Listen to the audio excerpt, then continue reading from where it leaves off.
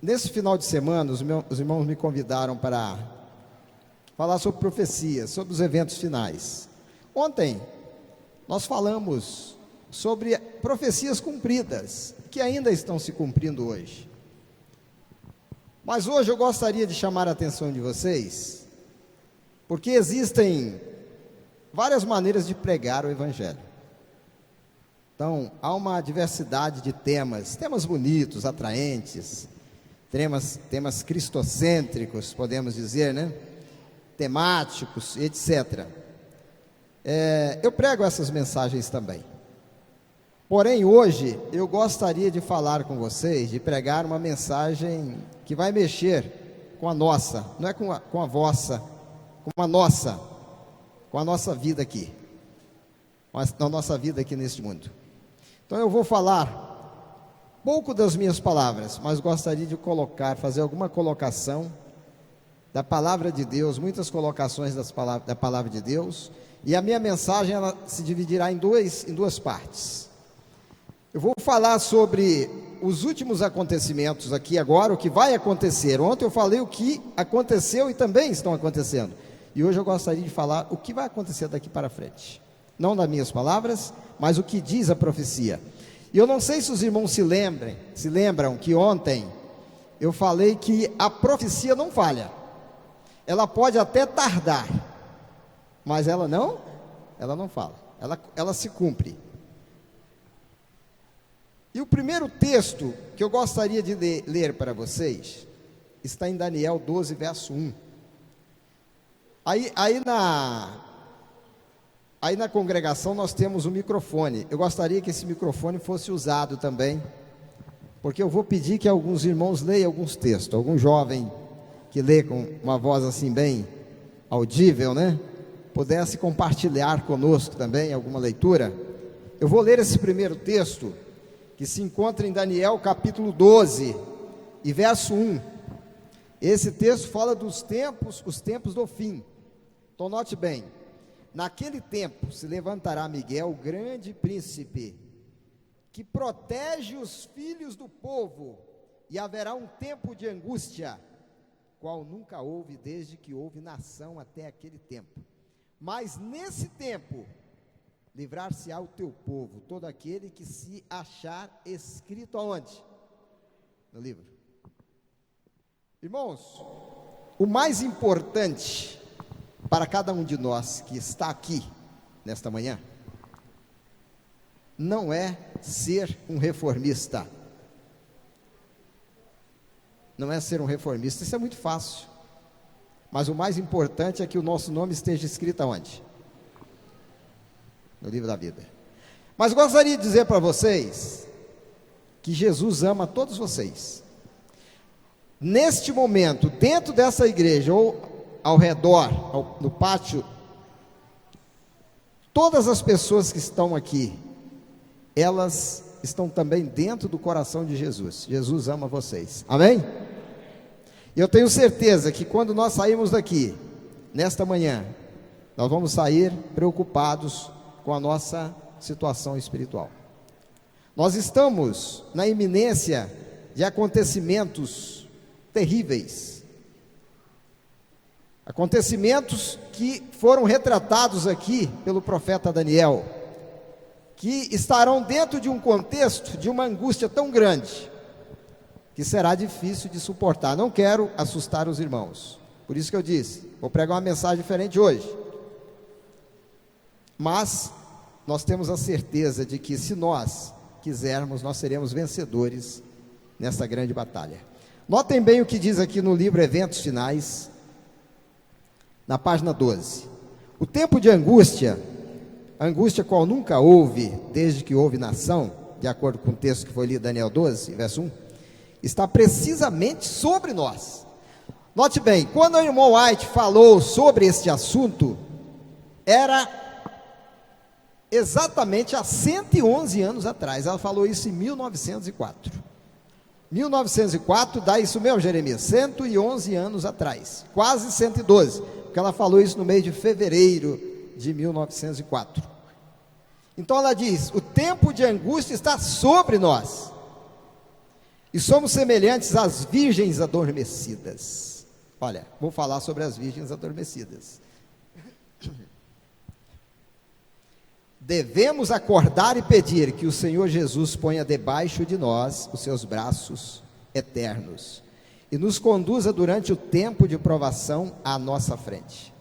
Então aqui está novamente escrito que nós teremos à nossa frente, ou que já estamos dentro desse tempo de angústia. O mundo está se tornando cada vez mais iníquo e em breve surgirá grande perturbação entre as nações. Perturbação que não cessará até que Jesus venha. Então o tempo de angústia, às vezes nós costumamos pegar e a nossa mente vai lá para o tempo de angústia de Jacó. Não é assim. O tempo de angústia já começou, só que o tempo de angústia, ele tem fases brandas e fases mais agudas. Se nós começamos o tempo de angústia, vimos na profecia ontem, que nós estamos preocupados, é isso mesmo? Quantos aqui estão preocupados com a vida espiritual? Levante a mão, por favor. Então vocês já começaram o tempo de angústia. Nós já estamos no tempo de angústia, só que é uma angústia pequena. Daqui a pouco vai chegar um outro tipo de angústia. Esta angústia, ela vai ser uma angústia diferente. É chamado o pequeno tempo de angústia. Outra fase. O torvelinho da perseguição. Já começou, mas ele será mais intensificado.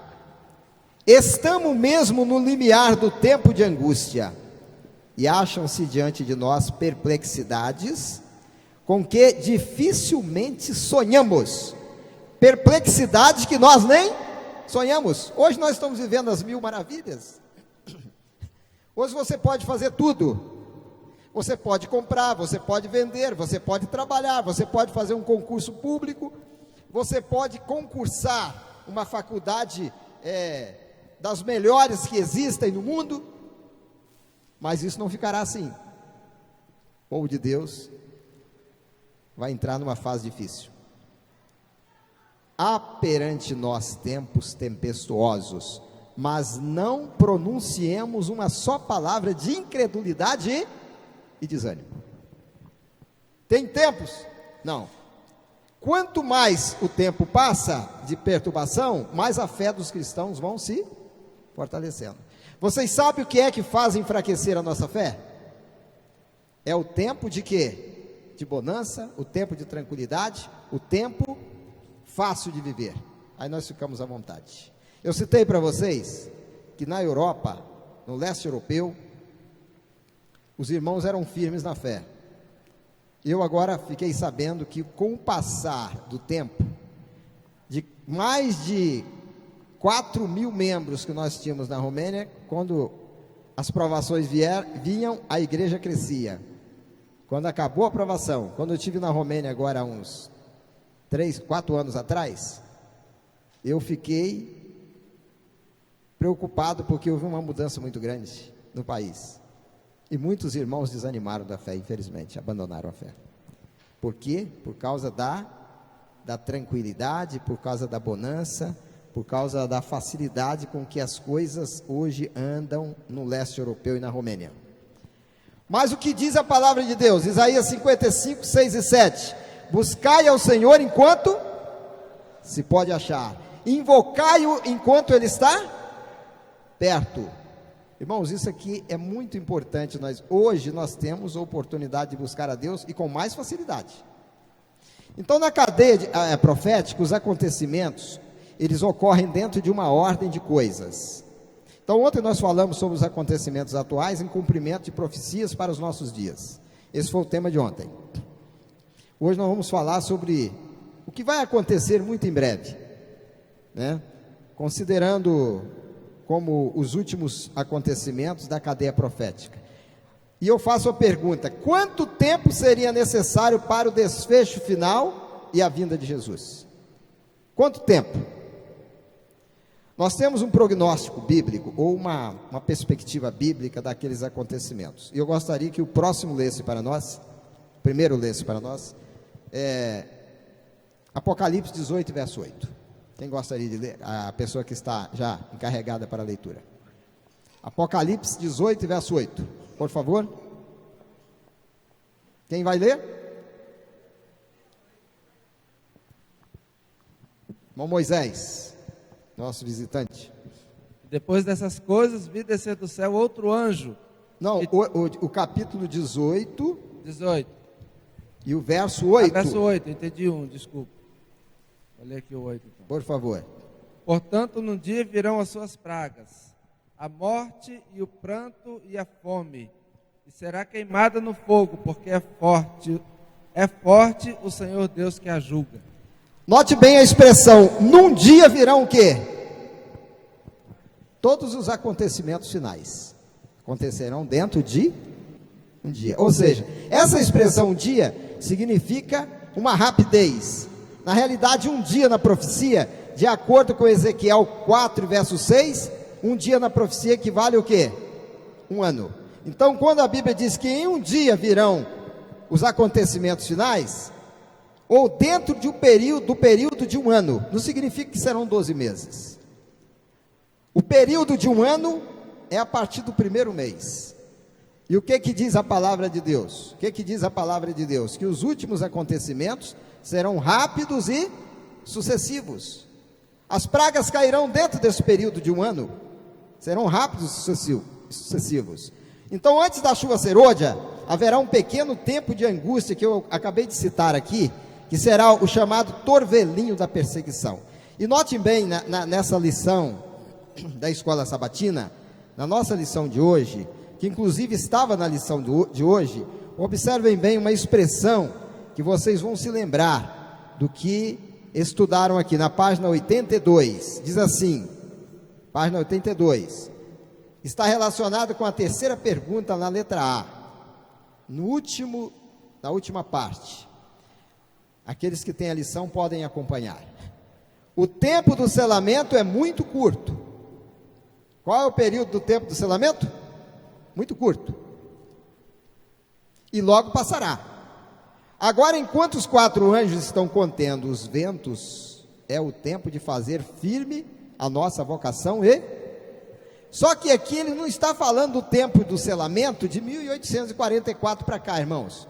Ele está falando do tempo do selamento através da chuva serôdia, aplicação do selo na chuva serôdia. E é um período curto. Eu não arrisco dizer quanto tempo nós teremos nesses eventos finais, mas não mais de que 6 a 8, ou talvez um ano, que será o período do desfecho final. E esse texto também encontra-se em 1 Escritos 58. Logo passará. Mas em eventos finais, na página 149, do Eventos Finais, que esse livro é uma compilação do Grande Conflito, só que ele ficou melhor colocado aqui, que tem mais facilidade para lermos. Quantos irmãos têm esse livro, Eventos Finais, em casa? Eu recomendaria que todos lessem todo este livro, é muito importante. Então diz assim, no Eventos Finais 149, haverá uma sacudidura da peneira. Quando você peneira uma coisa, você peneira, e depois o que você faz com a peneira? Quantos aqui já trabalharam na roça e peneiraram? Olha bem, peneirar não é a sacudidura da peneira. Quando você termina de peneirar, o que você faz? Você bate a peneira, sacode ela para que os últimos grãos caiam. No devido tempo, a palha precisa ser separada do trigo. Por se multiplicar a iniquidade, o amor de muito está o quê? Esfriando. Esse é precisamente o tempo em que o genuíno será o mais forte. Então, irmãos, com o passar do tempo, a iniquidade vai aumentando, as facilidades vão chegando e o amor à verdade vai se esfriando. Agora, irmão Ai diz assim, olha, estamos no tempo da sacudidura. Há 115 anos atrás, ela já dizia, estamos no tempo da sacudidura. tempo em que cada coisa que pode ser sacudida, sacudir-se-á. O Senhor não desculpará os que conhecem a verdade, se não obedecem os seus mandamentos por palavras e ação. Não haverá desculpa para nenhum de nós que está aqui dentro deste templo hoje, nem para mim, nem para vocês. Não haverá desculpa. Ninguém vai poder dizer: ó Senhor, mas acontece o seguinte, eu tive um probleminha, eu tive uma dificuldade, e já sabem, né, as desculpas quais serão. Olha, infelizmente, capítulo 7 do Evangelho de Mateus, e versículo 21 em diante diz: nem todo que me diz Senhor, Senhor, mas quem é que vai entrar no reino dos céus? Aquele que faz o quê? Faz a vontade. Então não haverá desculpa. Mas vai ter agora alguns que vão chegar: Senhor, olha, eu cantei bonito na igreja, eu preguei bonito na igreja, eu fiz trabalho missionário, eu distribuí cestas básicas, eu era um grande missionário, eu fiz muito trabalho. Jesus vai dizer: eu não conheço vocês. Às vezes nós pegamos esse texto e queremos aplicar lá nas igrejas populares. Apartai-vos de mim, vós que praticais o quê? A iniquidade. O que é iniquidade? Pecado. E o que é pecado? 1 João 3 e 4. E transgressão da lei? Às vezes nós queremos pegar essa carapuça e colocar lá no mundo, lá em cima das pessoas. Isso pode acontecer conosco. Ah, porque vocês falam contra a lei de Deus. Talvez a situação desse povo ainda é melhor do que a nossa. Irmãos, este evento, essa sacudidura, vai purificar a igreja. Só permanecerão os que forem verdadeiramente fiéis a Deus, em todos os aspectos espirituais. Em quantos aspectos espirituais? Todos os aspectos espirituais. Mas para isto, nós precisamos de um poder fora de nós. Poder fora de nós. Vocês já viram esse poder fora de nós? É o poder que nós não temos. Nós precisamos desse poder. Então a igreja, ela ficará homogênea e consequentemente receberá a chuva serôdia e estará revestida com o poder de Deus para o alto clamor. Ah, por que nós saímos hoje para pregar o evangelho e não ganhamos almas? O Edmilson chegou aqui e falou sobre o minuto missionário. Qual é a parte mais difícil? É trazer quem? Pessoas para a igreja. Mas o espírito de profecia, ele diz que muitas vezes Deus não traz pessoas para a igreja. Por quê? Por causa das pessoas mas quando as pessoas da igreja estiveram preparadas para receber as almas aqui, elas virão, sem dúvida, elas estarão aqui conosco. Uma outra pergunta, irmãos: o que está impedindo a igreja de receber a chuva serôdia? Ah, esta pergunta é importante. Vocês gostariam de saber. Olha a afirmação de Deus. Outro jovem, outro irmão para ler, Zacarias 10 e 1, por favor. Zacarias capítulo 10, verso 1, microfone para um outro da congregação ler.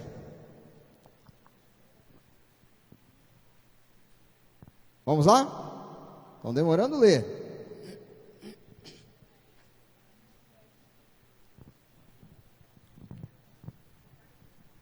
Pedi ao Senhor chuva no tempo das chuvas serôdias. Ao Senhor que faz as nuvens de chuva, dá aos homens aguaceiro e a cada um erva no campo.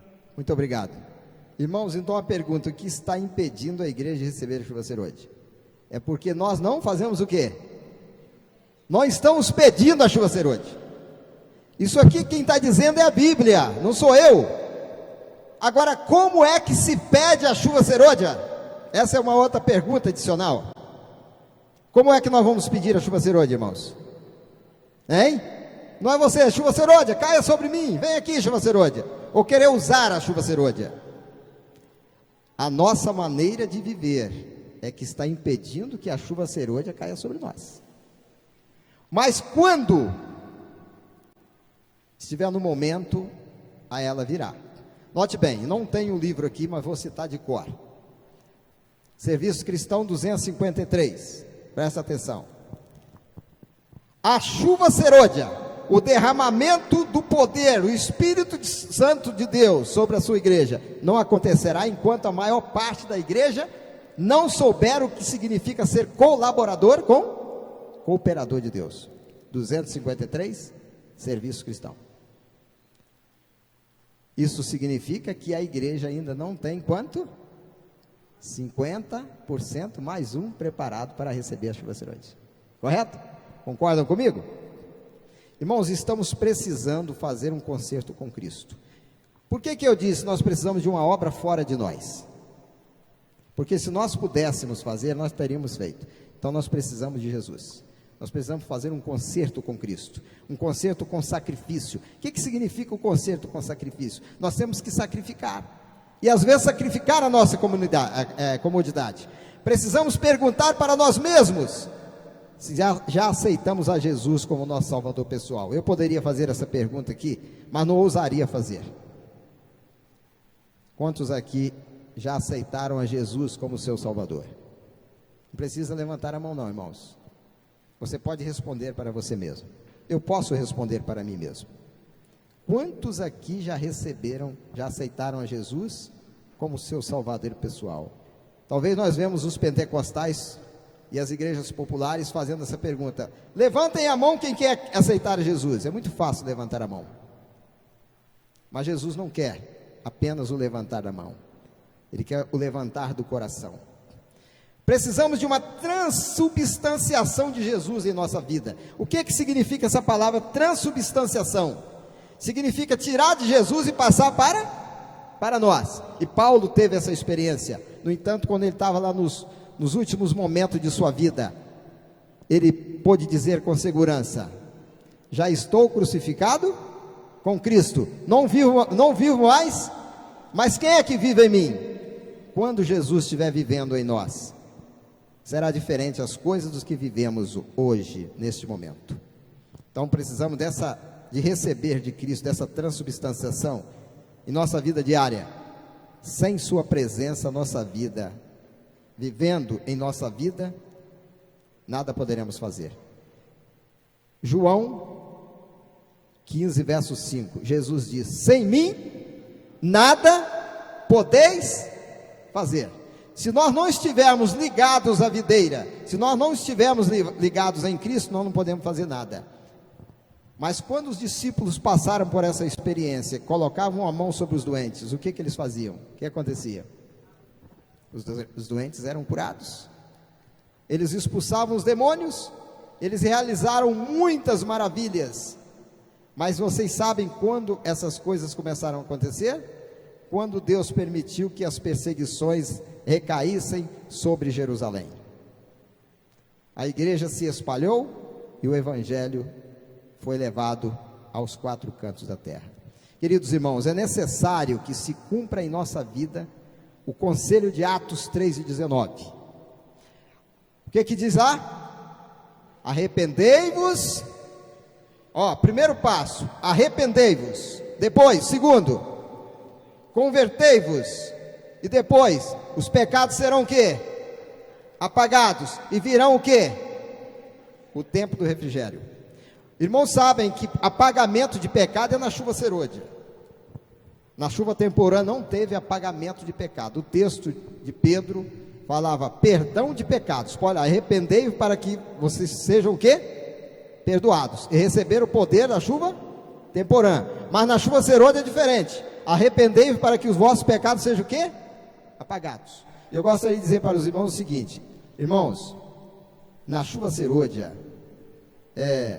o caso de cada um de nós vai ser passado em revista na chuva serôdia, um pouquinho antes da chuva serôdia, porque todo aquele que receber a chuva serôdia, ele está garantido para a salvação. Amém? Infelizmente, o reformista que não receber a chuva serôdia está irremediavelmente perdido. Isso está no grande conflito aqui, não vou ler, na página 488. Vocês podem ler depois, é muito claro o texto. O juízo está passando hoje? Não.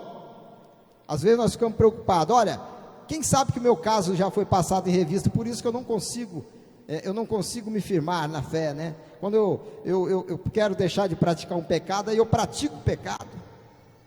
Será que o meu caso não foi passado em revista? Não. Vai ser um pouco antes da chuva serôdia. Aquele que receber a chuva serôdia estará selado, completamente selado. É necessário que se cumpra em nossa vida esse conselho: arrependimento, que é sentir tristeza pelo pecado; conversão, que é voltar do caminho para onde ele está indo, faz uma curva em forma de U, e o resto é com Deus. Pecados serão apagados, e aí ele será revestido com o poder, o maior, a maior necessidade da igreja hoje. E agora vem a terceira pergunta: o que está acontecendo com o povo de Deus nesses últimos dias? Irmãos, isso aqui é que é sério. Queria chamar a atenção de todos vocês, a minha atenção também. Irmãos, estamos envolvidos com muita veemência com as consecuções deste mundo. Estamos envolvidos. Há poucos meses atrás, eu fui, juntamente com uma comissão, nós fomos incumbidos de procurar resolver o problema dos concursos e do Enem, que é feito no sábado. Eu fui como interlocutor entre as autoridades e esta comissão. Nessa comissão estava envolvido o nosso grupo, estava envolvido o grupo dos adventistas da divisão sul-americana, estavam envolvidos os judeus. E eu me lembro que quando nós entregamos na mão de um procurador que é amigo pessoalmente meu e também é interessado da igreja, ele já imediatamente passou a documentação para um senador Magno Malta, do Espírito Santo, conterrâneo. E depois nós fomos lá e tivemos uma entrevista com o senador. Ele protocolizou direto no Senado Federal, para não passar pela Câmara. E inclusive alguns irmãos devem ter visto aí no Facebook, né? Colocaram algumas fotos. Mas depois eu fiquei pensando: por que nós estamos fazendo isso, se nós, né, em breve teremos essas dificuldades mesmo? Mas nós temos que fazer, porque a igreja depois dizer: o que vocês têm feito para os nossos jovens, que ainda têm tempo de estudar, que ainda podem estudar?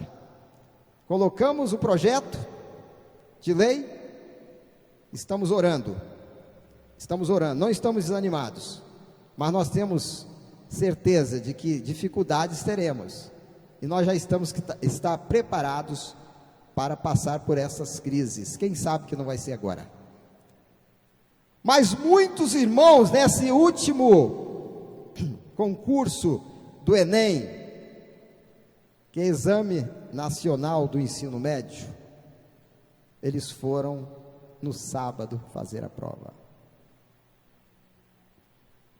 Os irmãos já imaginaram se esta prova fosse a rejeição para essas pessoas?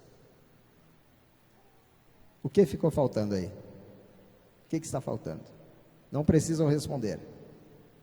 Isso significa que as provas vêm sobre nós, e às vezes nós não resistimos, nós não acreditamos, e desobedecemos a palavra de Deus. Não desobedecemos a igreja, não. A igreja, ela faz a sua parte, mas às vezes nós desobedecemos a Deus. Vamos olhar para nós mesmos, irmãos. Não sei quem fez, nem quero saber, mas eu estou falando ao coração dos irmãos, não só a questão de provas e outras coisas mais. Então nós estamos envolvidos com muita veemência com as consecuções deste mundo, e com isso estamos dizendo: Senhor, não vem agora, espere acabar o meu curso, eu quero me casar, eu ainda não comprei aquele carro de luxo de última geração, eu preciso colocar algumas coisas em ordem. Espera um pouquinho, Senhor, espera aí, Senhor. Às vezes nós não falamos assim, nem falamos, mas às vezes nós pensamos e agimos dessa maneira. Espera um pouquinho aí, Senhor, aguenta aí, viu? Está muito bom.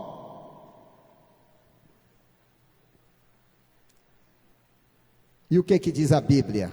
Segundo Pedro 3 e verso 12. Um outro que está com o microfone, próximo do microfone. Segundo Pedro 3 e verso 12.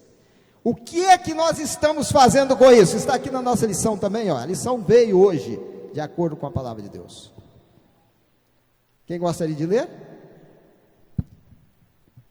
Aguardando e desejando ardentemente a vinda do dia de Deus, em que os céus em fogo se dissolverão e os elementos ardendo se fundirão? Aguardando, a minha tradução diz esperando e apressando a quê? O que é que nós temos que fazer hoje, irmãos? Em vez de querer atrasar a vinda de Cristo, o que é que nós temos que fazer? Hein? Nós temos que apressar a vinda de Jesus. Nós temos que apressar. Jesus, venha, porque não aguenta mais. Esse mundo está atrapalhado. Esse mundo está perverso. Este mundo dá náusea, este mundo dá nojo. Venha logo, Jesus. Então, já nos dias de Pedro, ele diz: esse deveria ser o nosso desejo. Ah, não, mas espera aí, está muito bom. Eu ainda não cumpri os meus desejos. Eu ainda não fiz uma viagem à Europa, não fui à Disneylândia. Eu não conhecia ainda o mundo. Eu preciso conhecer o mundo, né? Eu tenho que participar de algumas coisas a mais. Quero aproveitar o mundo e também depois a vida eterna. Irmãos, na parábola das 10 virgens, o que aconteceu com as virgens no período de espera, que é o período em que nós estamos hoje? Esse texto aqui nós vamos ler, porque é muito importante. O que aconteceu com as 10 virgens? Todas fizeram o quê? Tosquenejaram. Note bem, ora. Às vezes nem sempre tosquenejar é dormir. Existem várias modalidades do sono. Existem aqueles que cochilam, existem aqueles que dormem com um sono leve, né? Não tem ninguém dormindo aqui na igreja hoje, tem? Tem alguém dormindo aí? Não, de maneira nenhuma. E tem aqueles que dormem no sono profundo. Uma vez o irmão Balbo, que estava pregando numa igreja, que todo mundo dormia na igreja. Todo mundo dormia. Aí ele falou: eu vou pregar nessa igreja. Aí quando ele começou a pregar, todas as cabeças estavam baixas. Não é porque o pregador não era eloquente, é porque as pessoas tinham o hábito de dormir mesmo. Aí o irmão Balbo deu um grito lá na frente: Deus não existe. Aí algumas cabeças se levantaram: Satanás não existe.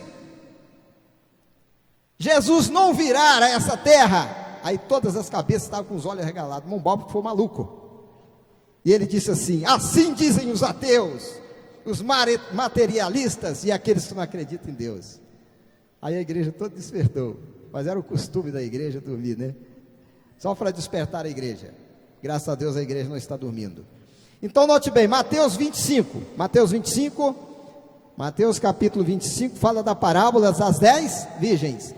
Esta parábola foi estudada, reestudada, discutida, criou divisão na igreja, porque ela não foi compreendida, entendida como deve ser.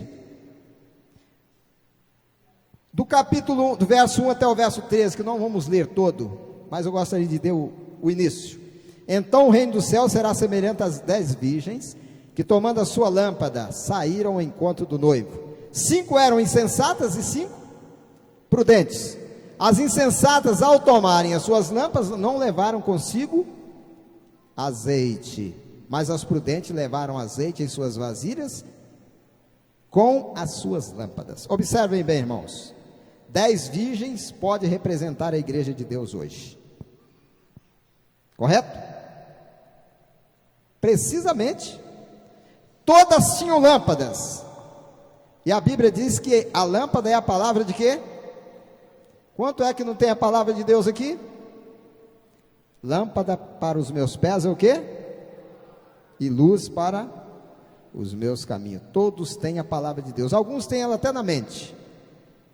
A minha esposa cita a Bíblia de cor. Irmão Mateus, ele tem não sei quantos capítulos inteiros na Bíblia na cabeça. Então nós temos Bíblia. Porém 5 tinham azeite suficiente em suas vasilhas. Olha, além da lamparina, da lâmpada, que era azeite, eles tinham também o quê? uma vasilha que ele chamava de almotolia. Aquela vasilha, ela tinha que conter o azeite, porque quando o azeite acabava, o que faria? Ele colocaria dentro da lâmpada. Bem, as demais só tinham o quê? As lâmpadas, mas as vasilhas estavam o quê? Vasilhas. As vasilhas estavam vazias e só tinha um restantezinho de azeite. Só que aconteceu um detalhe: o noivo fez o quê? Atrasou. Geralmente quem atrasa é quem? Mas aqui foi o contrário. O noivo foi que atrasou. Mas o noivo atrasou providencialmente. O noivo demorou a chegar, e todas fizeram o quê? Não somente as loucas ou as nécias, mas todas as virgens tosquenejaram e adormeceram. Vocês podem acompanhar o texto, o que eu estou citando está aí. Irmãos, isto pode estar acontecendo conosco. Isso pode estar acontecendo conosco. Pode ser que estamos indiferentes às coisas de Deus. O que significa dormir hoje? Não é o sono literal, você dormir na igreja, você ficar dormindo o tempo todo. É nós estarmos indiferentes às coisas de Deus. Isto significa o dormir. Quando o noivo chegou, um grupo estava preparado e o outro não. Observaram? Um grupo estava o quê? Preparado e o outro não. Deixaram para fazer a preparação no apagar das luzes, literalmente, porque as luzes já estavam o quê? Apagando, não tinha mais luz. Quando o noivo chegou, aí viu um cortejo que diz assim: eis o noivo. Aí todas acordaram. Opa, Jesus chegou, Jesus está chegando, vai acontecer isso agora. Irmãos, repentinamente, nós vamos ver acontecimentos. Nós vamos colocar à tarde hoje 2 vídeos que vão alertar a cada um de nós. Vamos colocar à tarde, deixei para a tarde. Inclusive não coloquei essa palestra aqui em PowerPoint para que os irmãos olhem para cá. O PowerPoint às vezes ele divide o pregador em 2, um para o quadro e outro para o pregador. Eu gostaria que vocês estivessem atentos a isso aqui. Agora à tarde não, nós vamos colocar um vídeo. Eu quero que outras pessoas de fora falem para vocês o que está acontecendo hoje. Muito bem. Quando o noivo chegou, um grupo estava preparado e outro não, deixaram para fazer a preparação já no final. E ao voltarem, quando elas correram e foram comprar o azeite que não tinham, voltaram, o que tinha acontecido? A porta já estava o quê? Fechada. Irmãos, como está a nossa preparação para a chegada do noivo? Essa é a pergunta, uma outra pergunta. Não precisam responder. Nós estamos preparados para receber o noivo? Para a vinda de Jesus? Ou pelo menos para o fechamento da porta da graça? A graça pode se fechar de várias maneiras. Pode ser que nós saiamos daqui e não chegamos em casa. Correto? Isso significa que a porta da graça se fechou. Estamos selados. A porta da graça pode se fechar quando Jesus deixar o Santíssimo do Santuário. Quando o anjo da graça sair dessa terra. Então, como está a nossa preparação hoje, agora, para a chegada do noivo? Esta parábola, irmãos, ela pode ter 2 aplicações. No clamor da meia-noite, na mensagem do segundo anjo, quando Jesus saiu do lugar santo para o Santíssimo em 1844, e quando sair do Santíssimo por ocasião do fechamento da porta da graça. Bom, a primeira parte já aconteceu. Nós estamos agora aguardando a última parte. E quando é que Jesus vai sair do lugar santíssimo? Aí vem uma sequência na profecia. Torvelinho, a igreja fica preparada. A igreja fica homogênea, preparada, certo? Recebe o poder do Espírito Santo em plenitude na chuva serôdia. Partem para pregar o evangelho com poder, chamado alto clamor da mensagem do terceiro anjo, que é pregado pelo povo de Deus, essa igreja aqui. O anjo de Apocalipse 18. Quando partir, as leis dominicais que já existem, que eu preguei ontem para vocês, elas vão se transformar em decretos. Presta atenção, lei é uma coisa e decreto é outra. Concordam comigo? Quem aqui faz direito, estuda direito aqui? Tem alguém que estuda direito? Decreto é para ser cumprido sob pena. Lei você pode transgredir, paga uma multa, ou às vezes você corre da lei, mas decreto não, tem penalidade. Quando o poder do Espírito Santo habilitar o seu povo, ele começar a pregar, almas vão se converter. A igreja romana vai irar-se com o povo de Deus, unindo-se com a segunda besta, que é os Estados Unidos. Eles vão, através da ONU e através das autoridades mundiais, impor uma lei, um decreto, que ninguém vai poder comprar ou vender se não tiver o quê? Hein? O sinal da besta. E qual é o sinal da besta, irmãos? A guarda de quê? Do domingo. Quem não guardar o domingo? Esse dia tinha gente preocupado com o chip aí, né? Ah, o chip é o sinal da besta. Chip não é sinal da besta. Qualquer um de nós pode ter um chip. E talvez alguns até vão ter esse chip. O problema todo é o que vai estar escrito aonde? Dentro desse chip.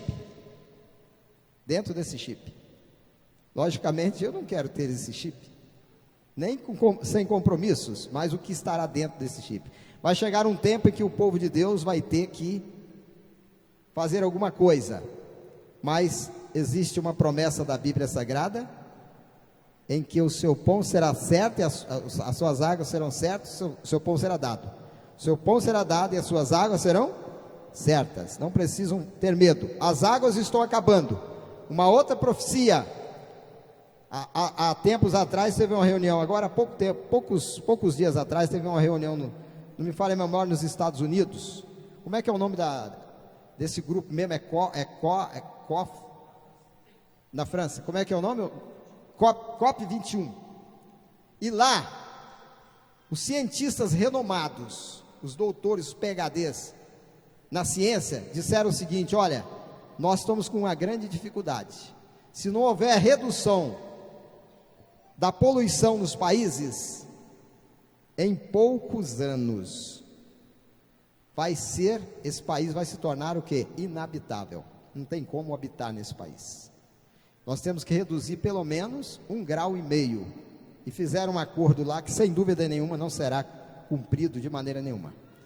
Então, irmãos, o apóstolo São Paulo, ele faz uma advertência para nós hoje. E essa advertência eu gostaria que um outro jovem ou um outro irmão tivesse próximo do microfone e lesse. Romanos capítulo 13, versículo de 11 a 14.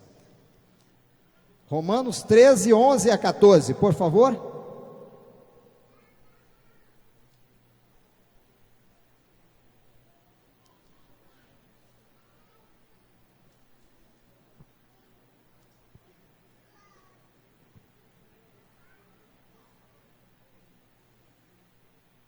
E isto digo, conhecendo o tempo, que é já a hora de despertarmos do sono.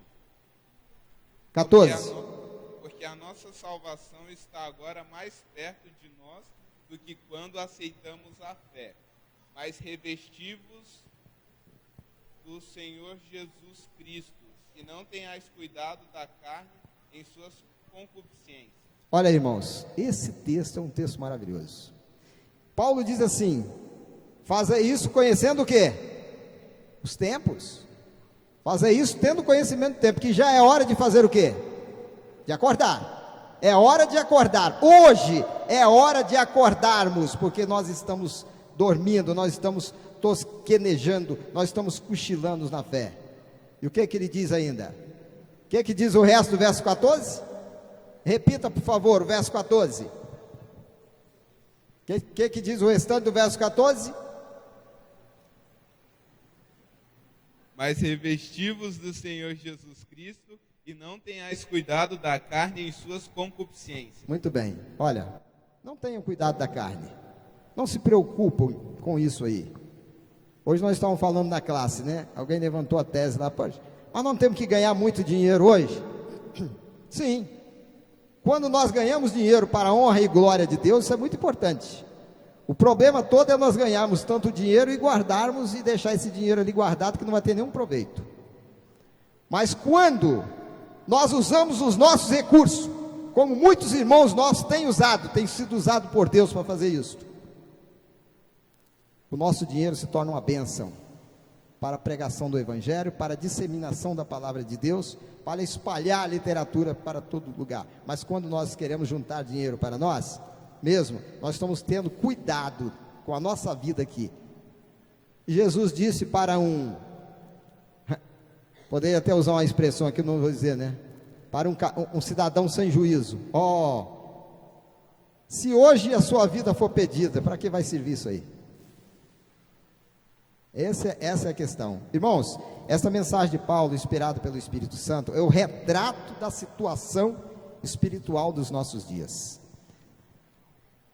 E o Eventos Finais diz assim, página 200, 199 e 200, que eu gostaria que os irmãos prestassem bastante atenção nesta palavra que eu vou ler agora. Diz assim, olha: quando o professo povo de Deus se estiver unindo com o mundo, vivendo como vivem os do mundo, e com eles gozando de prazeres proibidos, quando o luxo do mundo se tornar o luxo da igreja, quando os sinos para casamento estiverem a tocar, e todos olharem para o futuro esperando muitos anos de prosperidade temporal, subitamente então, como dos céus fulgura o relâmpago, virá o fim de suas resplendentes visões e esperanças ilusórias. O que significa isso? Ilusão. E o grande sábio da Bíblia, chamado Salomão, diz assim: tudo isso é o quê? Vaidade. E ele ainda diz: é a mesma coisa que você correr atrás de quê? Do vento. Correr atrás do vento. Então eu gostaria que neste momento que os irmãos pensassem bem. Vamos pensar aí onde estamos aqui, onde você está. O que eu estou fazendo para contribuição, para colaborar com esta obra aqui na terra, que foi dada a mim essa grande responsabilidade. Há na Bíblia uma profecia do próprio Cristo a respeito do amor e da fé, e os momentos finais da história do mundo. Jesus disse assim, Mateus 24, 12 e 13: por se multiplicar a iniquidade, o amor de muitos esfriará, mas aquele que perseverar até o fim, esse será o quê? Salvo. Então, queridos irmãos, jovens, crianças, terceira idade, que aqui também todos estamos, eu gostaria de fazer um apelo nesta manhã para cada um de nós. Não vamos olhar para a nossa comunidade. Vejamos o que está acontecendo no mundo.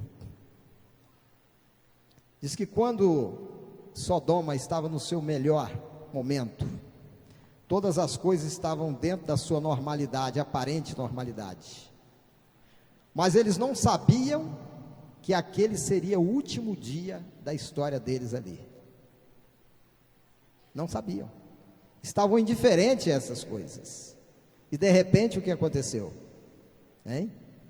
Os antediluvianos estavam na mesma situação, todos estavam tranquilos.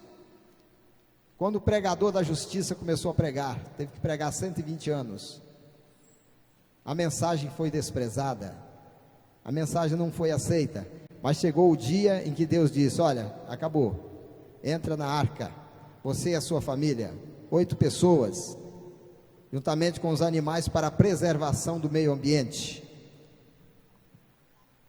E o fim veio a todos.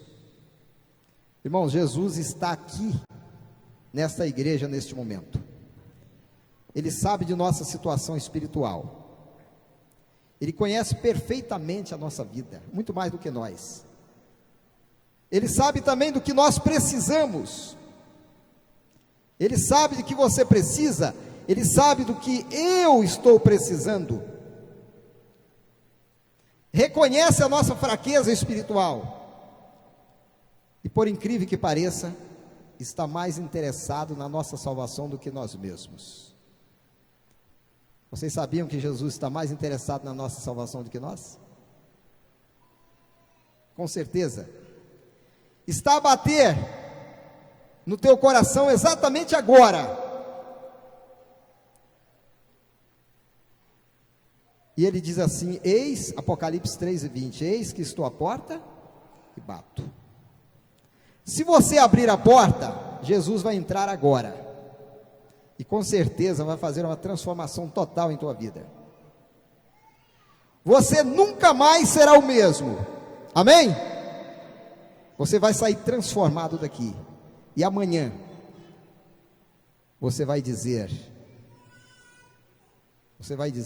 graças a Deus, Jesus me transformou. Eu estou transformado. Eu preciso de uma mudança. Você precisa. Todos nós precisamos dessa mudança, irmãos. E o meu desejo sincero é que ao sairmos daqui nesta manhã, nós possamos sair diferente do que entramos aqui. Nós vamos cantar um hino 148 que diz assim: vivifica a tua igreja. E aquele irmão que nesta manhã, aquele amigo que está aqui, aquela pessoa que talvez tenha lutado para desvencilhar de um erro íntimo dele, de uma coisa que está atrapalhando a sua vida espiritual e poderá atrapalhar a sua salvação. Quando você estiver cantando esse hino, se você quiser, você pode vir até aqui à frente, nós vamos orar, e eu tenho certeza que Deus vai te libertar hoje, aqui agora, amém? Então vamos ficar em pé e vamos louvar a Deus com 148, os irmãos poderão vir aqui à frente, aqueles que quiserem, nós estaremos orando por você. Não precisa ficar com medo, nem envergonhado, vem aqui.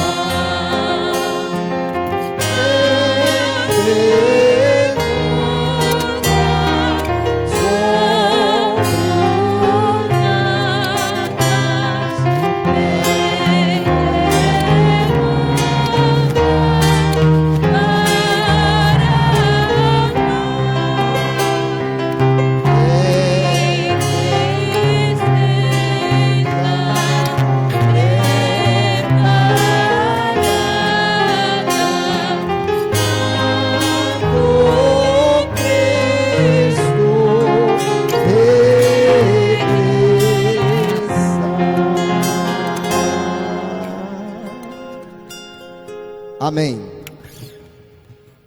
Eu disse para os irmãos no início que nós precisamos de uma obra fora de nós. Essa obra fora de nós é uma obra de Jesus em nossos corações. Mas para que Ele possa fazer esta obra que não está ao nosso alcance, é necessário um requisito, que isso faz parte de nós. A obra fora de nós que Jesus vai fazer, é Ele que vai fazer, mas nós temos uma parte. No Salmos 37, verso 5, diz assim: entrega o teu caminho ao Senhor, confia nele, e o mais Ele fará. O que Ele vai fazer? Ele vai fazer sobressair a tua retidão como a paz, e a tua justiça como o meio-dia. Descansa nele, espera nele.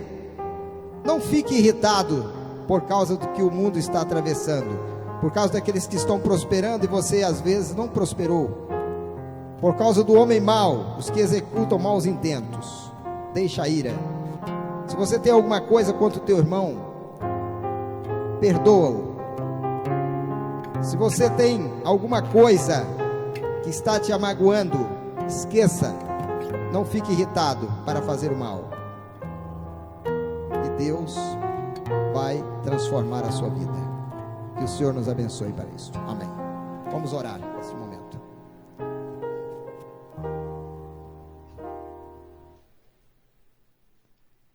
Nosso Deus e querido Pai, muito obrigado, Senhor, pelos momentos maravilhosos que passamos aqui na Tua igreja nesta manhã. Obrigado, Senhor, pela escola sabatina, pelas lições que estudamos hoje. Obrigado também pelos louvores que foram apresentados a Ti, e obrigado também pela exposição da Tua palavra nesta manhã. Quero Te agradecer, porque o Senhor falou aos nossos corações. O Senhor falou ao meu coração, falou também ao coração de cada um dos irmãos que aqui veio nesta manhã do Santo Sábado. Mas eu quero fazer um pedido especial ao Senhor. Não deixe, Senhor, que nenhum de nós que aqui está nesta manhã se perca, mas que todos nós tenhamos o privilégio da salvação. Possamos, Senhor, olhar para Jesus, o Teu Filho amado, que está de braços abertos para nos receber. Possamos, Senhor, receber aquele abraço de Jesus, com aquelas palavras: vinde benditos de meu Pai, e possuir por herança o reino que está preparado desde a fundação do mundo. Portanto, Senhor, tenha misericórdia de nós, dê-nos força, dê-nos coragem, porque não temos, para que venhamos sentir o desejo de estudar a Tua palavra, o desejo de buscar a Tua verdade, também o desejo de fugirmos do pecado, porque nós não temos força para isso, mas nós temos certeza que o Senhor pode nos dar vitória. Portanto, em Tuas mãos coloco esta igreja, coloco também aqui, Senhor, os irmãos que vieram à frente, sentindo o desejo de uma renovação espiritual em sua vida. Peço também em favor dos nossos visitantes que vieram aqui, daqueles que estão afastados da Tua igreja por um motivo ou outro, que Tu sabes, que o Senhor possa transformá-los nesta manhã, e que eles não transponham os portais desta igreja em saída, sem ter a certeza de que fizeram um concerto com Cristo nessa manhã. Pai querido, essas bênçãos nós Te pedimos e as agradecemos em nome de Jesus. Amém.